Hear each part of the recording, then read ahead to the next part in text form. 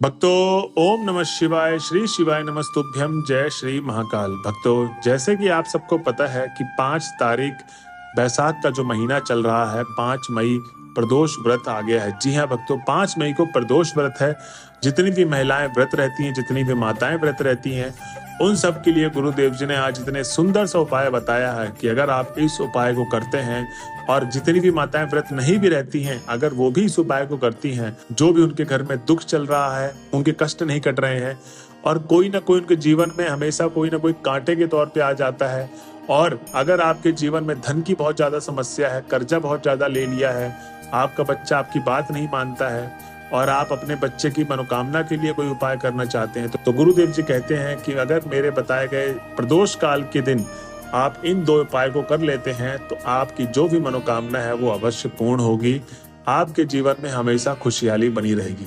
अब भक्तों, जैसे कि आपको पता है कि गुरुदेव जी की कथाएं होती हैं, उन कथाओं में गुरुदेव जी के पास बहुत सारे लोग पत्र भी लिखते हैं, सवाल पूछते हैं कि हे गुरुदेव, हमारे जीवन में ये बहुत सारी समस्याएं चल रही हैं, कृपया करके हमें कोई ऐसा उपाय बताइए जिसको करने मात्र से हमारी जो भी मनोकामना है वो पूर्ण हो जाए, और जो भी कष्ट है वो खत्म हो जाए, और हमारा बच्चा अपने कैरियर में बहुत ज्यादा आगे बढ़े।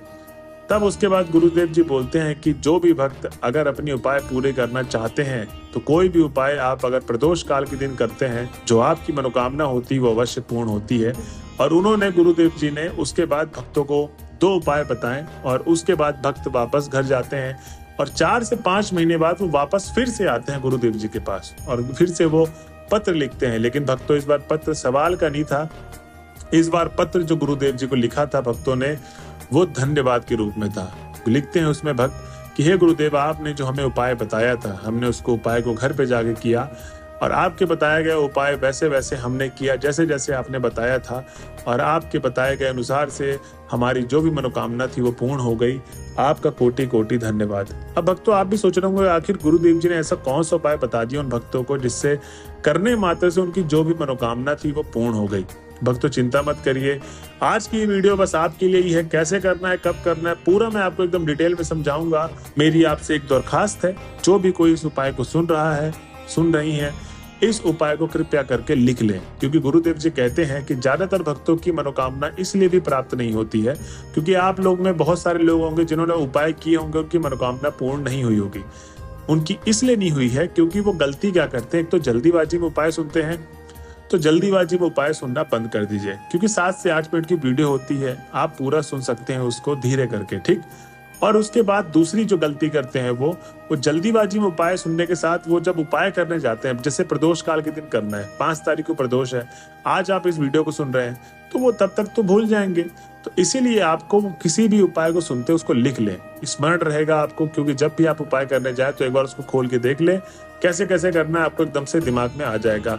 क्योंकि जो भी गुरुदेव जी उपाय बताते हैं वो क्रमांक वाइज करना होता है, ऐसे नहीं कि कोई भी चीज पहले कर दो, कोई भी चीज बाद में कर दो, अपने हिसाब से जैसा जैसा उपाय बताया जाए वैसा वैसा ही आपको उपाय करना है, अपनी मनोकामना पूर्ण करवानी है तो, ठीक।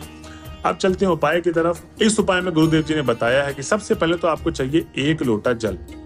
1 लोटा जो जल होगा वो घर से भरा हुआ होना चाहिए, कहीं मंदिर परिसर से आपको नहीं भरना है, ठीक। 1 लोटा जो जल होगा वो घर से भरा हुआ होना चाहिए, और 1 सफेद फूल ले लें। अब सफेद फूल में कोई भी फूल ले सकते हैं आप, 1 सफेद फूल ले लें, और 5 बेलपत्र। अब जो 5 बेलपत्र होंगे वो कहीं से कटे पिटे खंडित ना हो, एकदम ताजे बेलपत्र होने चाहिए। अब उसके बाद सीधा चले जाना है कुंदकेश्वर महादेव का नाम लेते लेते महादेव के मंदिर पे। किनका नाम लेना है? कुंदकेश्वर महादेव का नाम का स्मरण करते करते आपको भगवान भोले बाबा के मंदिर में पहुंच जाना है। और जब आप मंदिर में पहुंच जाएंगे तो 5 से 10 मिनट कुंदकेश्वर महादेव का नाम का ही स्मरण करना है, ठीक। क्योंकि गुरुदेव जी कहते हैं कि ज्यादातर भक्त करते क्या, जल्दीबाजी में उपाय करते हैं। अब जैसे मंदिर पहुंचे, उपाय करना शुरू कर दिए, आपको 5 से 10 मिनट भगवान का स्मरण करना है, पूजा आरती आराधना करनी है, उनके नाम का जाप करना है, और मंत्रों का जाप करना है। उसके बाद जब आपका मन एकदम शांत हो जाए तब जाके आप उपाय को करिए, क्योंकि आपका जो मन शांत है और आप जो मनोकामना बोलेंगे वो सच्चे दिल से बोलेंगे, और भगवान आपकी जरूर सुनेंगे। तो बस आपको यही करना है, ये तीनों सामग्री लेके चले जाना है, और जैसे जैसे मैंने बताया कुंदकेश्वर महादेव का नाम का स्मरण करते करते 5 से 10 मिनट बाद आपको उपाय शुरू करना है। सबसे पहले अब इसमें करना ये है, जो आप सफेद फूल लेकर गए थे वो सफेद फूल आपको शिवलिंग पर आपको अर्पित करना है, और उसके बाद जो 5 बेलपत्र लेके गए थे अब वो आपको शिवलिंग के सबसे ऊपर वाले भाग पे अर्पित करना है। अब ध्यान रहे जो अर्पित करेंगे तो उसको टच करके रखें और उस व्यक्ति को अपना नाम बोलना है और गोत्र बोलना है जिसके लिए आप मनोकामना कर रहे हैं। अगर आप खुद के लिए अपनी मनोकामना करें तो आप अपना नाम और गोत्र बोलें, और अगर आपका अपने बच्चे के लिए कोई भी मतलब महिलाएं किसी और के लिए, पति के लिए कर रही है या अपनी भाई के लिए कर रही है, तो वो उनको करना ये है कि उनका नाम और गोत्र बोले और आपको उनकी मनोकामना बोल देनी है। तो गुरुदेव जी कहते हैं कि जो भी महिलाएं अगर इस तरीके से बताए गए उपाय को करती हैं तो उनकी जो भी समस्या है, रोग से रिलेटेड, बीमारी से रिलेटेड, कोई कष्ट नहीं कट रहा और कोई ऐसा जीवन में है कि जिससे उसके जीवन में दुख बना ही रहता है, कोई ऐसा कांटा भी आ गया है लाइफ में, तो बस आपको यही करना है। और गुरुदेव जी कहते हैं कि ये करने के बाद आपको 1 लोटा जो जल लेके गए थे वो आपको अर्पित कर देना है शिवलिंग के चारों तरफ और घर की तरफ वापस आ जाना। भक्तों, ये तो था हमारा पहला उपाय। अब हम चलते हैं अपने अगले उपाय की तरफ जो गुरुदेव जी ने बताया है। इस उपाय में सबसे पहले तो आपको चाहिए 5 फूल। 5 फूल चाहिए कनेर के। उसके बाद चाहिए आपको 5 बेलपत्र जो कहीं से कटे पीटे खंडित ना हो, और 5 समी पत्र और 2 चम्मच हरी मूंग। ठीक है, क्या क्या मैंने बताया आपको? 5 कनेर के फूल, 5 बेलपत्र, 5 समी पत्र और 2 चम्मच हरी मूंग। अब आपको एक पीतल का लोटा लेना है जिसमें आपको आधा लोटा जल भरना है। क्या? आधा लोटा। अब ये जो जल होगा वो घर से भरा हुआ होना चाहिए, आपको मंदिर परिसर से ये लोटा जल भरना नहीं है। तो आधा लोटा आप जल भरे, क्योंकि इसमें जो 5 बेलपत्र, 5 कनेर का फूल, 5 समी पत्र और 2 चम्मच हरी मूंग वो इसी लोटे के अंदर डालना है, तो वो आना भी चाहिए। तो अब इसके बाद आपको मैंने बता दिया है कि आधा लोटा जल लेने के बाद ये तीनों चारों चीज आप इस आधे लोटे जल में मिला दें। अब आप सीधा चले जाइए शिव जी के मंदिर पे। अब जब आप शिव जी के मंदिर पहुंच जाएंगे तो फिर से मेरी आपसे यही दरखास्त है कि 5 से 10 मिनट भगवान भोले बाबा की आराधना करिए, उनका नाम का जाप करिए, उनके मंत्रों का उच्चारण करिए, उसके बाद ही आप उपाय करिए। तो अब जब 5 से 10 मिनट हो जाएंगे तो आपको करना ये है, जो आपने चारों चीज मिला रखी है उसको शिवलिंग के चारों तरफ जब आप जल अर्पित करते हैं तो अपने ऊंचे हाथ करके शिवलिंग के चारों तरफ आप उस जल को प्रवाहित करें, अर्पित करें।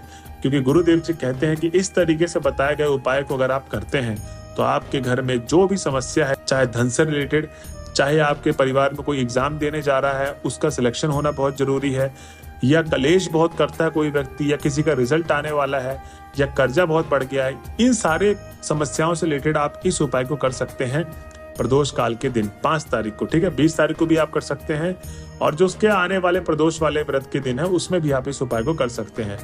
बस गुरुदेव जी ने जैसे जैसे उपाय बताया वैसे वैसे आपको करना है। कहीं पर भी आप अपने दिमाग से ना करें, क्योंकि भक्तों, लाखों भक्तों ने इस उपाय को करके अपनी जो भी मनोकामना थी उसको कंप्लीट की है, पूरी की है। उनके लाखों लोगों की मनोकामना पूर्ण भी हुई है। तो आप इस उपाय को करके आप भी लाभ उठाइए उपाय का। और जो भी कोई अब तक लास्ट तक इस वीडियो में पहुंच गया है तो श्री शिवाय नमस्तुभ्यम लिखना ना भूलें। मिलते हैं अगले वीडियो में, जब तक के लिए बने रहे हमारे चैनल पे। हर हर महादेव।